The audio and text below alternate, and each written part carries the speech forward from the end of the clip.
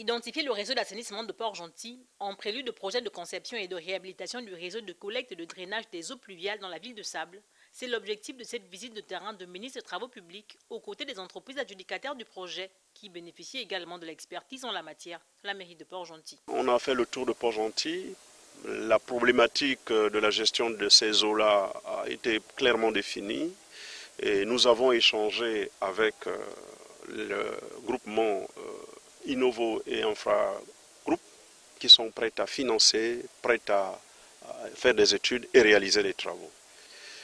Nous avons une esquisse de solution, bien évidemment, c'est juste pour une bonne compréhension de ce qui se passe dans le comportement des eaux. Ce sont environ 27 km qui nécessitent d'être transformés en canaux pour pouvoir drainer les eaux de pluie et l'eau de la mer lorsqu'il y a des montées d'eau. Au terme de ce périple, il ressort que les ouvrages d'assainissement à Port-Gentil sont hautement obstrués du fait entre autres de l'incivisme des populations. Le membre du gouvernement appelle à une prise de conscience des uns et des autres. Au nombre de ces ouvrages, il faut dire que plus de 90% sont obstrués et ça pose problème. Port-Gentil est presque bâti au même niveau que la mer. Donc, c'est une ville à risque. Je ne le dis pas pour alarmer les populations, mais c'est pour interpeller les populations, en appeler à la conscience des populations pour qu'il y ait un peu plus de civisme, c'est-à-dire qu'il faut respecter les ouvrages de drainage des eaux de pluie et de la gestion des eaux de la mer lorsqu'il y a des hautes marées.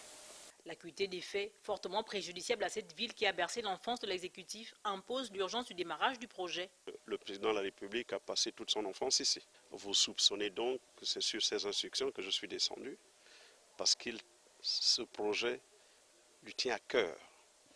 Il y a donc lieu de mettre le pied sur l'accélérateur afin que ce projet puisse démarrer. Après cette étape interviendra celle du curage du réseau existant avant pour les investisseurs d'engager des travaux supplémentaires. Objectif, freiner le phénomène des inondations à Port-Gentil. Les entreprises adjudicataires mèneront également un projet d'éclairage solaire sur le tronçon Fora-Solmbera.